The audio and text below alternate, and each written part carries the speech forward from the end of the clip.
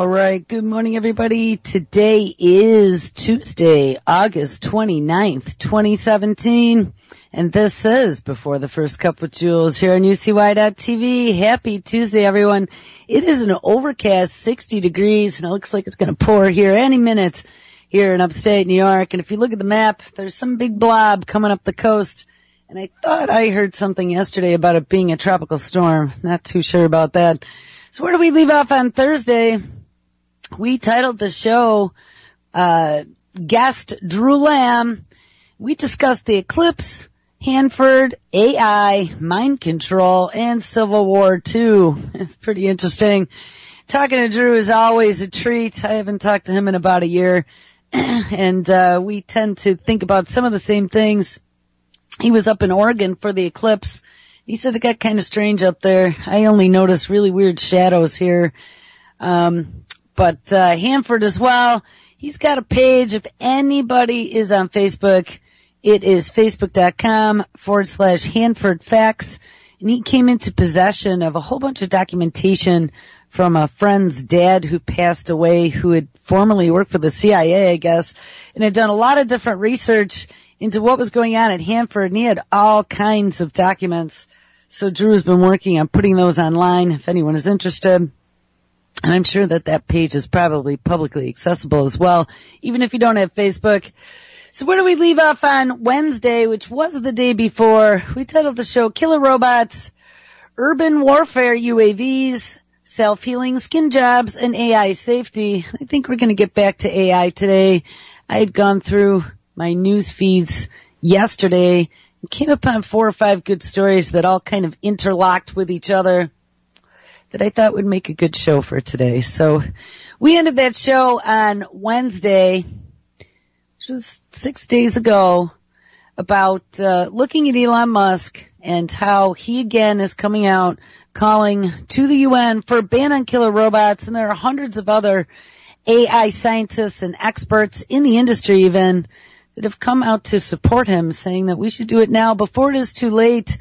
We have the military-industrial complex that is working overtime on trying to create intelligent robots. We looked at a story, and I don't know if it was Wednesday or if it was Tuesday, about IBM creating their True North chip. Yeah, here it is, the Air Force Research Lab, which is another one of those mad science laboratories like DARPA that does crazy things. IBM develops brain-like supercomputer for U.S. Air Force Research Lab. And remember, this research is going on globally in a new technology war. This is where the warfare is really happening. It's not bombs anymore, nuclear, schmuclear. Even Elon Musk had said that this really is the next nuclear danger that we have, is this AI war that's going on, and creating an intelligence that does not need human intervention to make decisions. And they're getting pretty far ahead. You know, like I've said many times before, and Musk has echoed this, it's happening much, much faster than we think because of the law of exponential returns. And as technology begets technology, and we've already read stories about AI creating its own AI, or AI creating its own language that has to then get shut down because it's becoming a little dangerous. We read about an AI, Elon Musk's open, whatever it was, his open forum where they're doing all the testing, trying to make sure that AI stays good. They had an AI play a strategy, a military strategy game. I don't remember what it was called, something too. And it beat the human. That was cause for alarm because military strategy, of course, is where we think we have the leg up. But if these machines get smarter than us and then they decide that we're no good, well, we're going to have a bit of a problem. So anyway, back to IBM. This True North chip, bigger, actually smaller, faster, smarter, that is the name of the game. And whoever can do that and put more intelligence and more instruction in the head of a pin is going to win this game. Technology company IBM, the same company that created Watson, is developing a new supercomputer powered by 64 True North chips for use by the Air Force Research Laboratory as part of a collaboration announced in June of 2017. This new brain-like supercomputer will be used for analytics involving pattern and object recognition, as well as sensory processing. Now, let's look at what that definition means.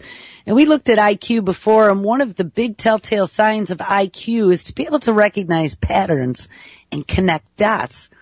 Another thing that we've had are robot googly eyes, and we're going to talk about those later in regards to the Internet of Things, this whole connecting the world to this new intelligent, ubiquitous network that will exist everywhere and be connected via the likes of 5G and millimeter wave technology on a global scale. And remember, there is a global timeline for all of this. This is being rolled out as the net that falls over all of us that we will never be able to get out of.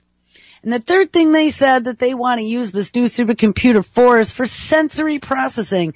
And remember, what is making these computers so intelligent and better than us is giving them their five senses.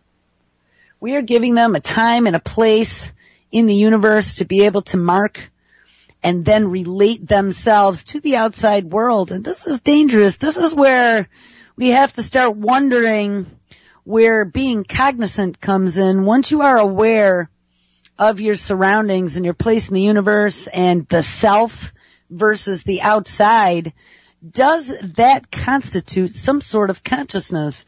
And then if they could start building ethics into these things, and that's one thing they haven't quite figured out how to do yet.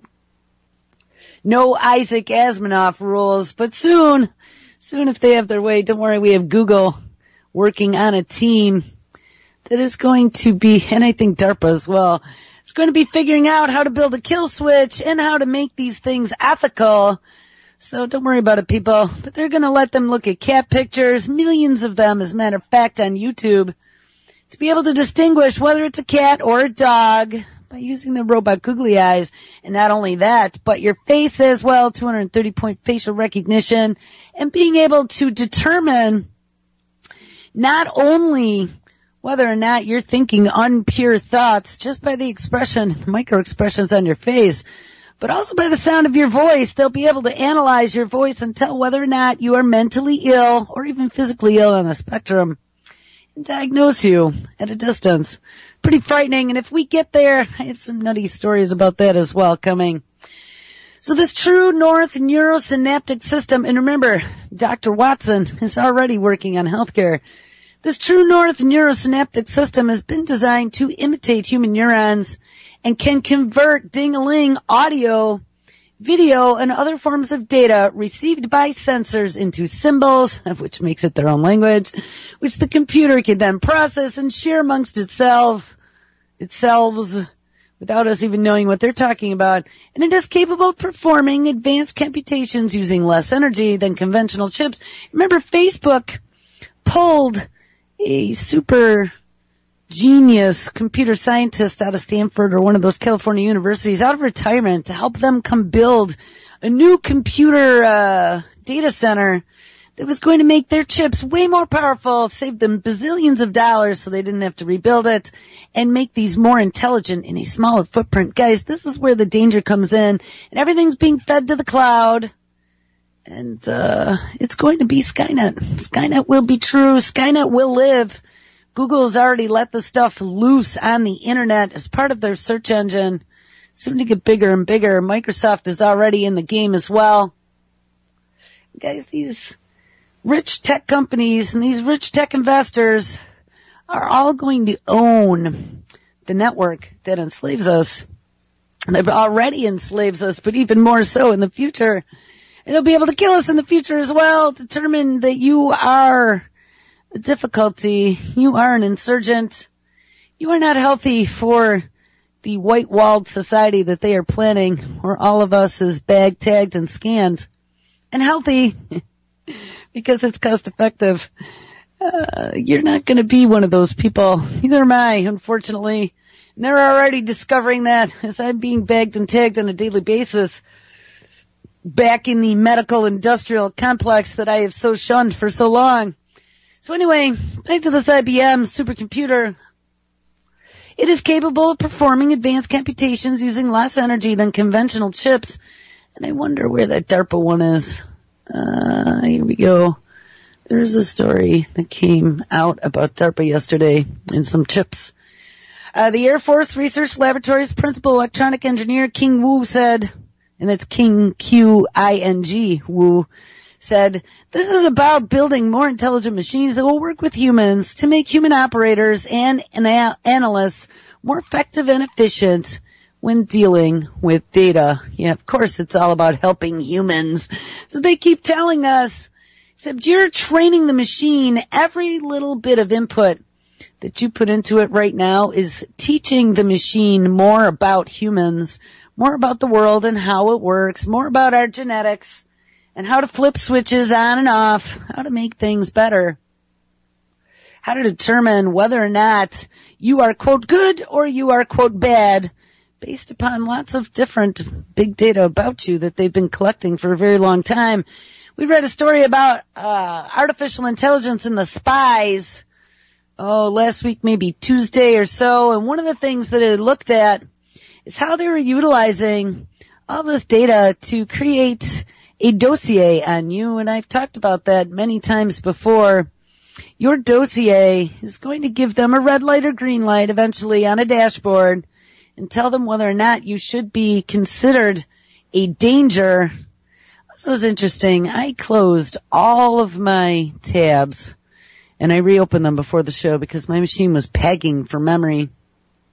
And it appears now that just with these few tabs I open up just for today's show, I am already at 92% physical memory on this machine, which is my newest of the three, one of which died last week while I was not here, just never powered up again.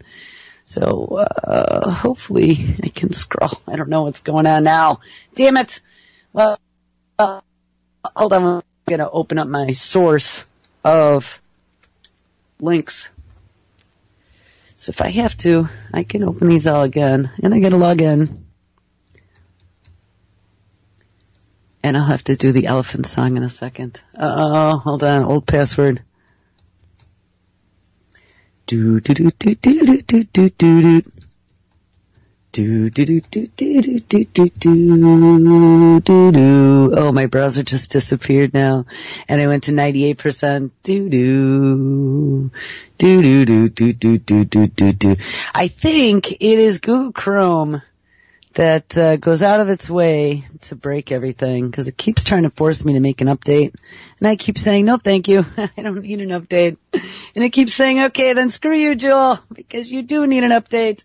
And if you don't get one, what we're going to do is just crunch your browser every time you decide that you're going to use it to do a show, make it suck all your system memory, and that'll be the end of you. All right, we're going to try this again.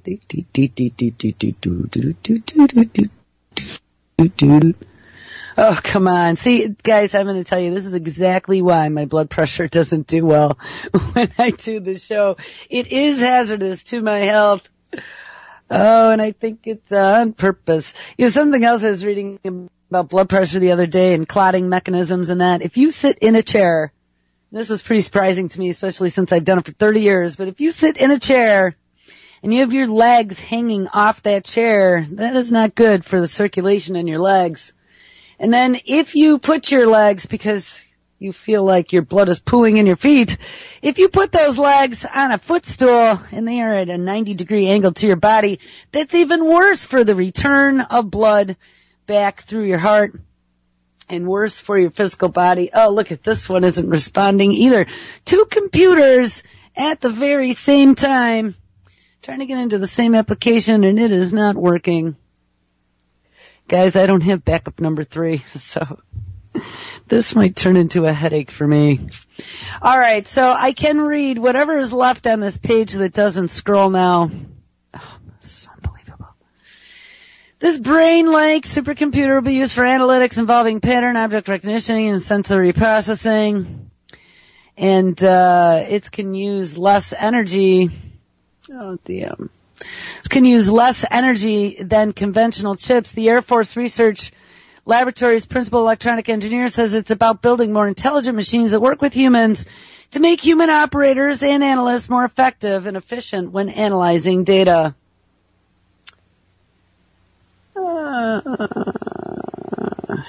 And I guess we're going to have to end here because this whole machine is at a standstill.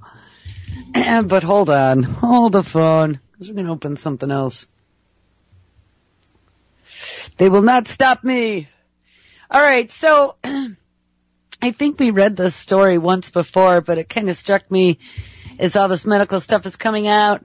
AI is now able to predict when you are going to die. Only if you are a patient with radiological test scans. So get into the system. Electronic medical health records. Doctors are the only ones who can tell or estimate how long patients are going to live. Well, not anymore. It's because artificial intelligence has become so smart that it can also do the same job. Now remember, robots are going to come take all your jobs, and not just the blue-collar jobs, but also the white-collar jobs, including those of a doctor, a neurologist, an oncologist, a genetic engineer. That's because artificial intelligence has become so smart it can do the same job. Researchers at the University of Adelaide, and that I believe is in Australia, were able to develop a system which was able to predict patient lifespans. And after looking at radiological test scans, I'm assuming that's going to be, I don't know, X-rays or CT. The AI system analyzed and found patterns to say which among 48 sample patients would die within the next 5 years, and it was able to predict death with a 69% accuracy, according to the researchers, which is equivalent to the rate of a trained human oncologist. So this must be for cancer patients. And now the team, I wonder if it is Watson, and now the team behind this technology claims to have an updated version that has surpassed this rate. Lyle Palmer, a professor of genetic epidemiology in the university, and one of the researchers, revealed that the inspiration behind the AI system is to model how the human brain learns through deep learning. And although the fundamental ideas behind deep learning are not new, dramatic improvements in computing capacity and access to large data sets have enabled a widespread use of deep learning approaches in the industry and academia over the last 5 years, and the use at a very early stage. Remember, this is just the beginning. And as these things are able to decode whether or not you're going to die and where all of your weak points are and your chinks in your armor, they'll be able to come up with, what do they call it, precision ways to take us out on an individual level, one by one. Blink, blink. Especially if you are a troubled child.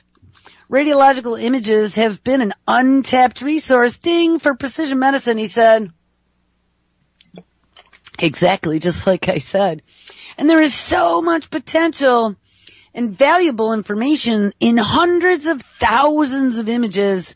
I told you my CD had like 41,000 images on it, taken by hospitals for routine clinical purposes, and these could be used for diagnostic and prognostic purposes. Other than predicting the death of patients, the AI system, when perfected, could be useful in forecasting the onset of chronic diseases such as diabetes, heart disease, and cancer, even before symptoms are evident. Early diagnostic of chronic diseases is one of the holy grails of modern biomedicine, says Palmer. And however, the technology is still so young. He wants to know if I want to change my color scheme to improve my performance. No, ask me again if it starts to perform slowly. This computer is dying quickly.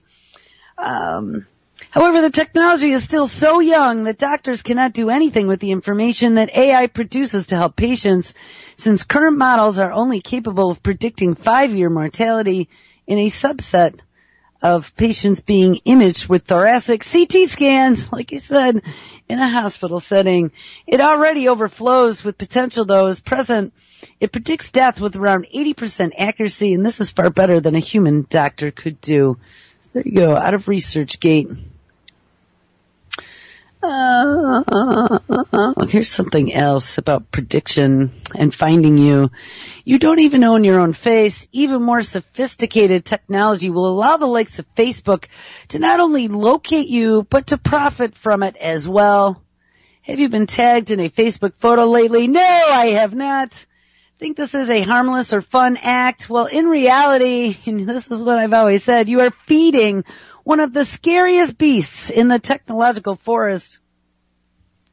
You are accelerating the development of a massive face recognition engine that has the potential to recognize every man, woman, and child on this planet. Not only in airports or on city sidewalks, and I had a story about airports, but also in hospitals. We would be hurtling toward a future where anonymity, as we know it, and I've always been a biggie for anonymity, not because you're doing anything wrong, but because it is nobody's business what you are doing, is no longer possible. While facial recognition was invented in the early 1990s by a handful of pioneers, it is the hundreds of millions of social media users today who are unconsciously perfecting the technology with the power to end privacy, not just online, but in the physical world as well. This technology is now growing with a speed and sophistication few imaged possible. We, the people who own our own faces, have lost control over how they are used. But we do not have to surrender. We can and must pass laws, yeah, of course we do, to guide the industry and guard against the abuse of facial recognition, and we must do it soon. Because as someone who is part of a handful of pioneers that invented facial recognition, I feel that it is my responsibility. I'm telling you guys, this is what's happening to a lot of people from my years of working in this industry. We are looking at how we created a monster that is being used in not ways that we had anticipated. I feel it is my responsibility, and then as the author of the story, who would be, I don't know, does it say it? Joseph J. Ettick, the New York Daily News, to warn against the creepy side that could emerge, and there is nothing new about the basic technology here. Computers have been able to automatically detect faces in photographs and from videos and identify who they are for some time. But if you saw any of the James Bond films nearly 2 decades before the technology was actually invented, and over the last 15 years, the technology, propelled by legitimate security needs in the aftermath of 9/11, wink, ding-a-ling, has evolved dramatically from those fictional depictions to become very real. There's lots of pre-programming that has been involved in the recent past for absolutely certain. But even more recently, it received major boosts from the mainstream IT industry and has become familiar to the consumer through applications from Facebook, Google, Apple, as well as a myriad of other mobile and payment and banking applications. And it is even rumored on the next iPhone that will rely on facial recognition as a primary method for controlling access. Many of these applications are perfectly welcome, at least in his world, especially those that help defeat ID theft and other crimes. But today, along with technologies that measure patterns of fingerprints and iris of the eyes, facial recognition represents a cornerstone in the ensemble of modern biometrics, which aim to establish individual identity based on uniqueness of measurable physical characteristics outside of the human body, such as the geometry of the human face. Programs that use biometrics to uniquely identify individuals to combat identity fraud, identify criminals from surveillance photos, secure mobile transactions, and expedite border crossings or dispensing social services, like some of those biometric IDs that are being used overseas. And I thought we found out there were 130 some countries now who are tinkering with that. We're now very common worldwide, and their scope continues to grow. For example, the NYPD has one of the world's most advanced facial recognition programs, ding-a-ling, for forensic investigation, only matched in capacity by the so-called next-generation programs of places such as the FBI. But when used for large-scale identification, and I lost my place. But when used for large-scale identification, as opposed to simple authentication that you are who you say you are, facial recognition raises some serious concerns. And unlike DNA analysis, fingerprints, and other biometrics, it can only be surreptitiously performed from a distance without a subject's cooperation or consent. Ding-a-ling. And if it works for ordinary photographs without the need for special scanners or cameras, that's what makes it ubiquitous. And these concerns are not new. They immediately came up as the technology began to be commercialized back in the 90s with the context of law enforcement applications. But today we are in a different era, so look out. And the problem is much larger. The simplistic self-regulations that worked back then will not work now, and the technology has escaped the orbit of control. Danger, Will Robinson. And what changed everything is about the abundance of facial photographs on social media. Facial recognition systems are as good as their reference database of known faces against which they perform recognition. And this gallery, and this is the gallery of faces, and without it the system would be said to be face blind. So delete them all and blow up the existing cloud that's out there. I don't even know if a big EMP would work on that, because the cloud is ubiquitous. It is spread across multiple data centers across the planet, and all using some sort of recovery technology, whether it's just tiny slices of each pie at each data center or underground facilities where it's all backed up to. There's no erasing anything that you put out into the interwebs, including texting, including any type of electronic media. It's going to be out there forever. So what changed everything is the abundance of facial photographs on social media. Facial recognition systems are as good as their reference data sheets of known faces against which they perform recognition. And this gallery of faces, without it, the system was said to be blind. Back when facial recognition was invented, building a face gallery was a big challenge. Most of the photographs had to be scanned one by one and added to the database manually. This meant that galleries were limited in size, and the impact of those early systems was limited. For example, for law enforcement applications, all we had to make sure is that the gallery contained faces that were legitimate targets for law enforcement, such as individuals with warrants or felony convictions, or who were a part of an active investigation. But for the other 99% of the populace, facial recognition would be blind. Anonymity and privacy would still be enjoyed by the clear majority. And at the time when we invented facial recognitions, we did not imagine that the day would come when this clear majority would voluntarily be feeding images of their faces into massive databases such as Facebook. Ding, maybe that was the plan all the time. How ingenious is this web they weave? Anonymity does not exist now. Social media users today get the credit for having built the world's largest and highest quality face gallery, orders of magnitude larger than those maintained by the FBI, and it is crowdsourcing at its best. And then, of course, you feed in all of your daily feelings and smiley faces and whatever to tell them what type of person you are. You share your angst on a daily basis, and I don't do that. I do sciencey mental stuff on my page. And to tell you the truth, there has never been a time, I don't think, that I have uploaded a full face to the Facebook database without some sort of artistic twist to it that kind of makes it hard to see the points of cheeks and things.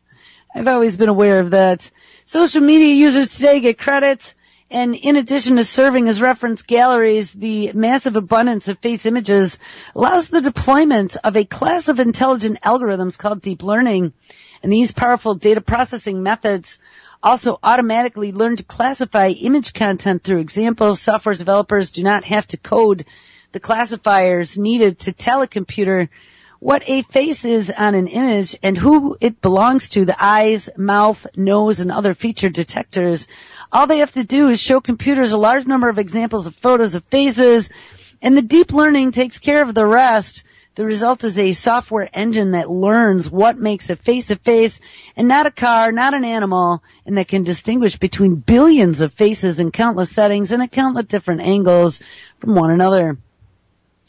This class of facial recognition engine has already surpassed the accuracy of old systems and has even exceeded human performance as demonstrated by the face research and development team. And as users upload more and more images, for example, to Facebook, each image is processed automatically to detect faces, and detect each face is converted to a specialized mathematical code that is then called a FacePrint. These highly compact codes, which don't even take that much computer memory to store, capture the uniqueness of your face, as in principle no two face prints are alike except for identical twins. And today it is estimated that Facebook maintains a database of over 1 billion face prints. Thousands of processors are involved, and this is what I said, distributed over thousands of servers in multiple computing farms all around the world to just deal with face prints. Facebook justifies the massive undertaking by the need to support a popular feature, and while this is all well and good, it is neat to see photos tagged automatically. It is sidestepping what should be serious concerns for users. By default, everyone is in opt-in mode submitting to facial recognition, and one would have to be consciously taking an action to opt out, which is an effort that requires some sophistication to navigate the complex. Alright guys, sorry about that. That required a full reboot that wouldn't happen. I don't know, my screen went black, everything went dead, and then the machine would not reboot. So I had to do a full reboot and sit here and hold the button down.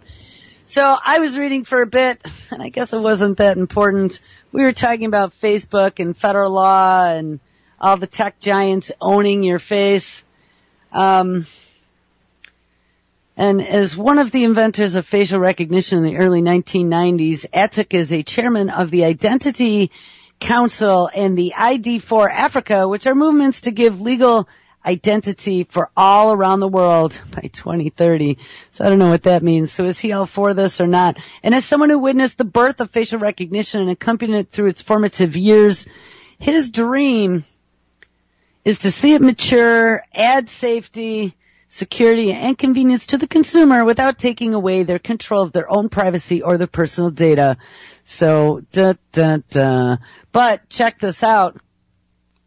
The rise of the ubiquitous computer vision in the Internet of Things. We've talked about robot googly eyes before, and the Internet of Things in surveillance, and how surveillance is becoming ubiquitous. Of course, facial recognition is a biggie. The evolution of computer vision. So this is out of IoT for All by Frank Lee, August 27th, 2017.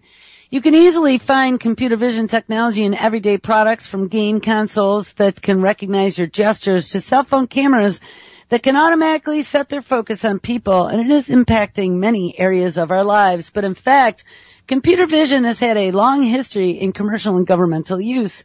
Optical sensors that sense light waves in various spectrum ranges are deployed in many applications, like quality assurance in manufacturing, remote sensing for environmental management, or high-resolution cameras that collect intelligence over battlefields, or facial recognition software that detect you from your light post in town. Some of these sensors are stationary, while others are attached to moving objects such as satellites, drones, and vehicles. And in the past, many of these computer vision applications were limited to some closed platforms, but when it combined with IP connectivity technology, they create a new set of applications that were never possible before.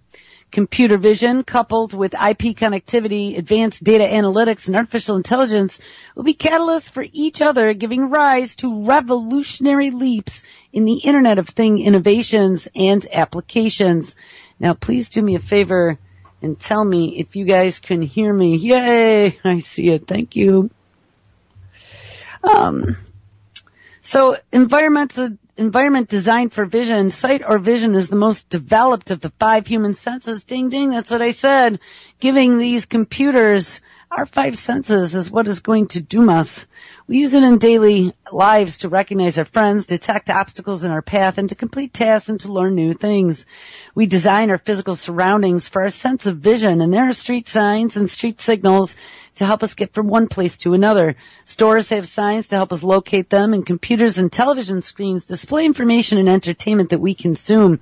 So giving the importance of sight, it is not a big leap to extend it to computers and automation. Computer vision starts with the technology that captures and stores an image or a set of images and then transforms those images into information that can be further acted upon. It is comprised of several technologies that work together. Computer vision engineering is an interdisciplinary field crossing multiple functions and system enterprises and a number of technologies. For example, Microsoft Kinect uses 3D computer graphic algorithms to enable computer vision to analyze and understand three-dimensional scenes. It allows game developers to merge real-time full-body motion capture with artificial 3D environments. Besides gaming, this opens new possibilities in areas like robotics, virtual reality, and augmented reality applications. Sensory technology advancements are also happening rapidly at levels beyond conventional cameras. Some recent examples include infrared sensors and lasers. We've talked a lot about lasers. Combine the same depth and distance, which are about one of the most critical enablers of self-driving cars and 3D mapping applications. Also, non-intrusive sensors that track vital signs of medical patients without physical contact.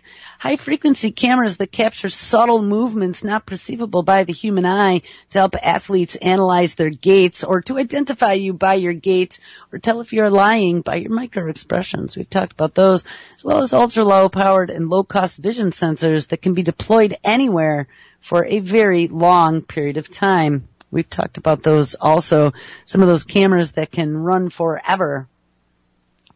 The surveillance industry is, of course, one of the early adopters of image processing techniques and video analytics. Video analytics in a special use case of computer vision that focuses on finding patterns out of hours of video footage.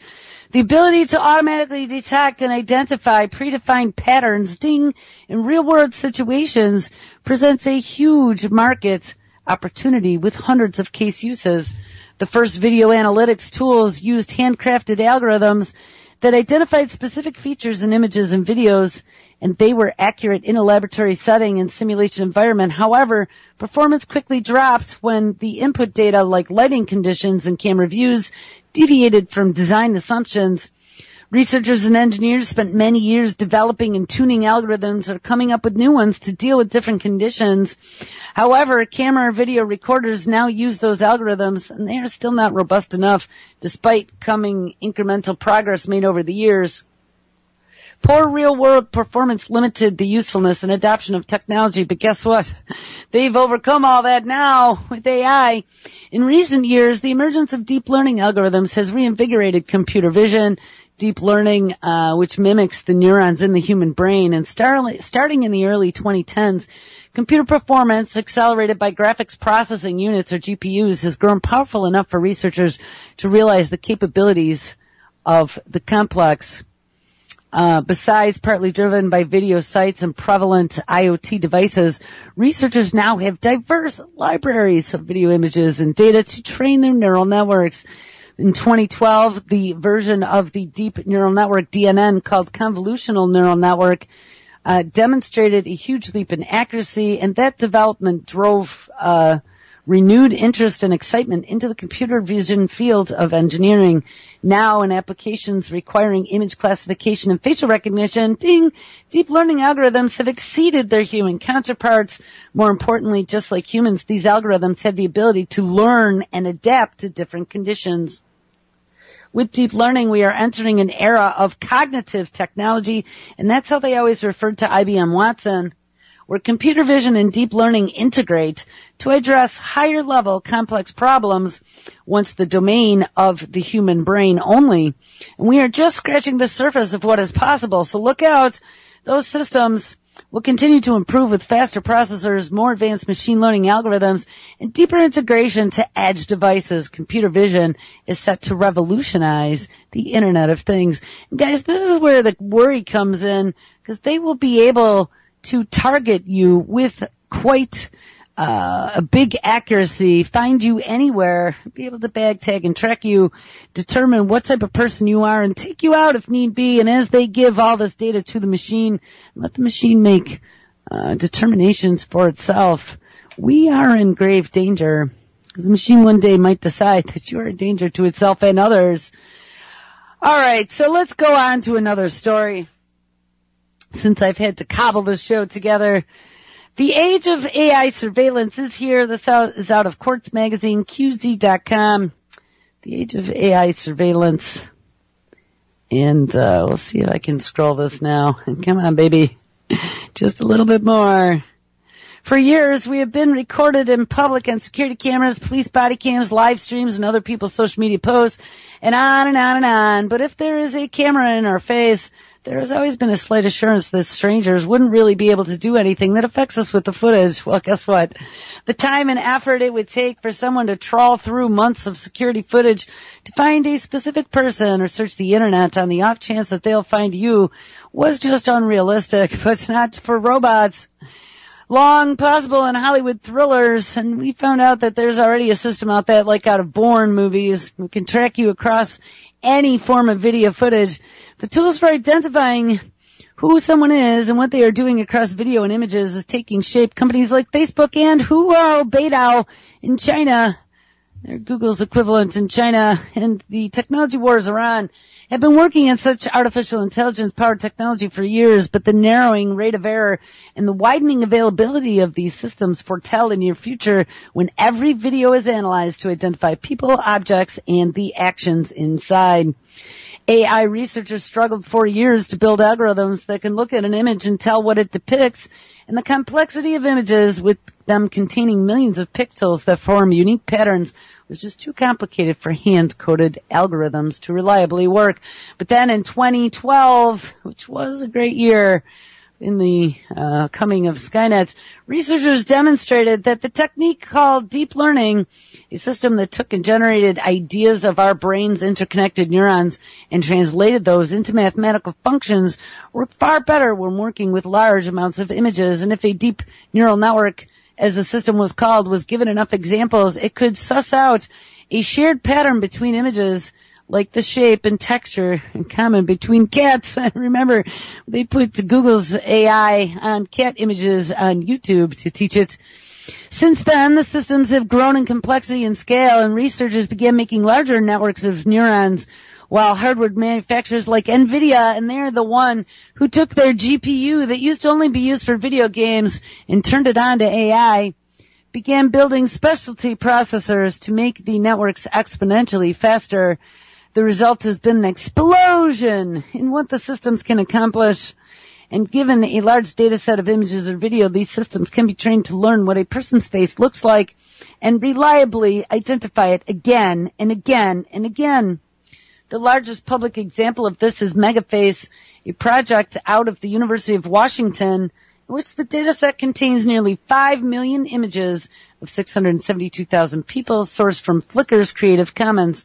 And in July, the MegaFace team presented the latest scores of algorithms trained on the dataset, and when tested on matching two images of the same person in a separate dataset of 1 million faces, top-ranking teams touched 75% accuracy when given one chance to guess, and more than 90% accuracy when allowed 10 different options. We need to test facial recognition on a planetary scale, they say, to enable practical applications. Testing on larger data sets lets you discover the flaws and successes of recognition algorithms, says Ira Kelmacher-Schlitzman, a UW professor who oversees MegaFace. Video, which uses similar techniques to still images but requires higher processing power, also allows AI to understand what is happening over time.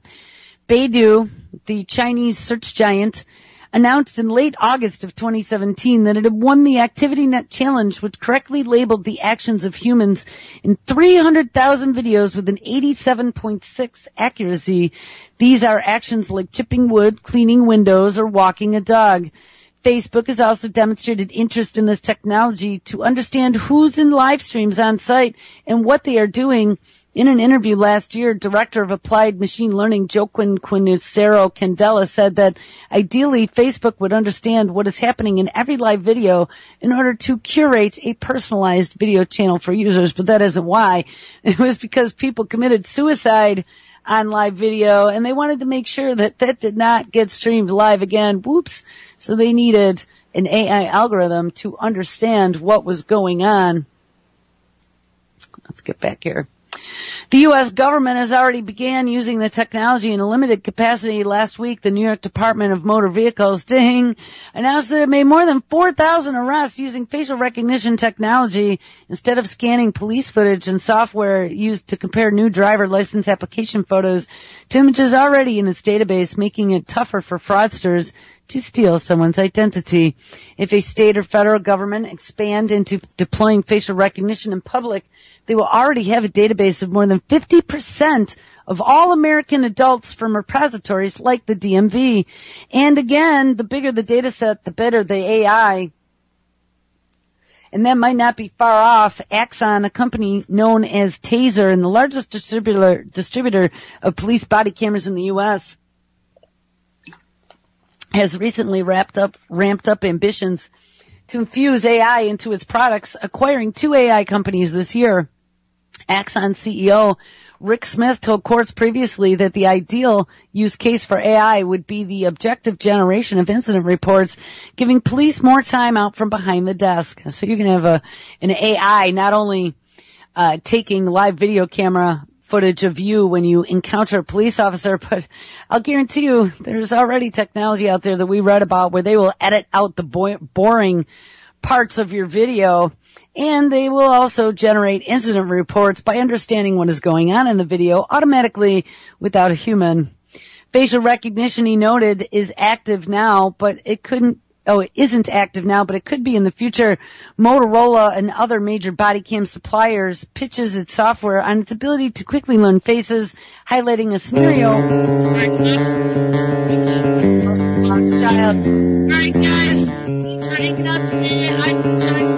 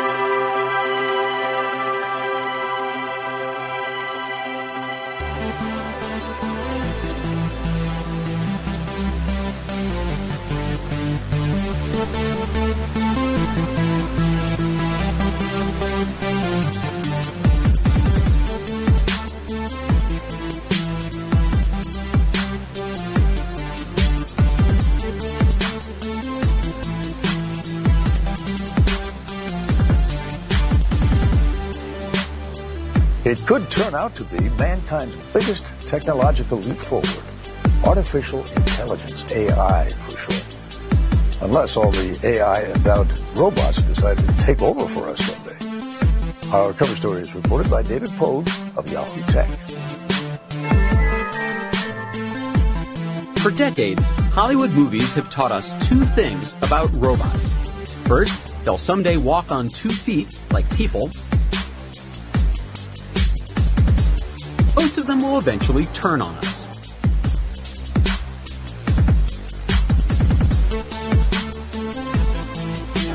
But in real life, humanoid robots like we see in the movies have always seemed to be 20 years away.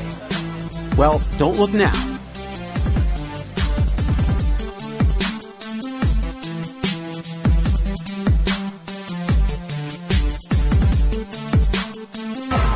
Last weekend, these robots competed in a competition run by DARPA. DARPA is the military's advanced technology division. You may have heard of some of its previous projects: self-driving cars, GPS, and a little thing called the Internet. DARPA offered $3.5 million in prizes for robots that can navigate a disaster rescue scenario. With only intermittent remote control by a human operator, the robots have to perform tasks like driving, turning off a valve, drilling out a wall, crossing a pile of rubble, and climbing stairs. The crowd went wild. It is an extraordinary thing, isn't it? When the robot does well and it scores a point, everyone cheers as if they're the ones that are getting the point. And then, of course, when the robot teeters and then suddenly falls, everybody goes, oh, and they sympathize with it. Gil Pratt is the head of the DARPA Robotics Challenge. These are still the Model Ts, and I think that in coming years, first of all, the most important thing is reliability will go up, prices will go down, and we'll find more and more usage for this. It just walked? I think that it just walked. This competition, a few similar competitions, have convinced the world that robots are capable of doing real things in the real world. That has led to massive new investments from Google, Apple, Uber, Qualcomm, you name it. And that's going to mean an acceleration of technology. Things are going to go really fast from here on out. Alex Garland would agree. He's the writer-director of Ex Machina, a movie that considers what technology might be like just a little bit in the future. So it seems like thinking robots are all of a sudden a thing again this year in popular culture. Why do you suppose that's a resurgence all of a sudden? Why has that happened? I don't know. I've thought about it quite a lot. And I think it may not actually be to do with AI in some respects. I think it's more to do with technology and a fear of technology. And we all have cell phones and we all have tablets and laptops and computers. And we don't really understand how these things work. But they seem to understand how we work. And that makes us feel uneasy. Most movies where there's a very smart robot, like yours, turn out to be menacing or threatening in some way, if the robot indeed does not turn out to be pure evil. Actually, in the case of this film, Ex Machina, I don't think the robot is evil. What I think is that the robot is like us. It's sentient. And that robot has been unreasonably imprisoned, and like us, wants to get out of that prison. We have a bad history, humans, with not respecting sentience. We don't want to keep making the same kinds of mistakes. Whether self-aware machines will ever exist is a question researchers debate endlessly. But getting there will require more than advances in robotics. It will also require breakthroughs in AI, artificial intelligence. We'll have to teach machines how to think. After the Siri team left Apple, they began working on something much, much more ambitious, with much more intelligence. It's called Viv. You would be able to say something like, find me a great place to go, take my kids to the Caribbean in the last week of February.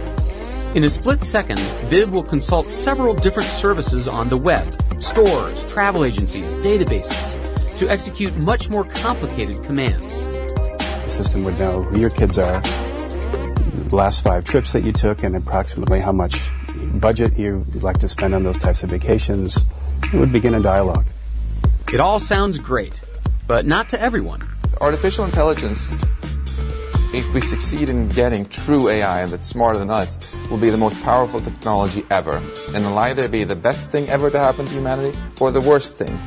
And it's up to us now to see which way it's going to go. MIT professor Max Tegmark is so concerned, he started a group called the Future of Life Institute to consider the dangers of AI. And the basic concern is very simple. If you can make a machine which can outcompete us humans on all cognitive tasks, then by definition it's better than us also at programming AI. So first thing it can do is improve its own software. Now it's even smarter. Then it can do it again and again and again. You're not saying they're going to develop emotions and turn on us willingly, right? Is there a distinction there? That's right. There are a lot of misconceptions, and one of the most common ones is that somehow if you make a robot really, really smart, it's suddenly going to become sentient. Ooh, and it's going to become evil.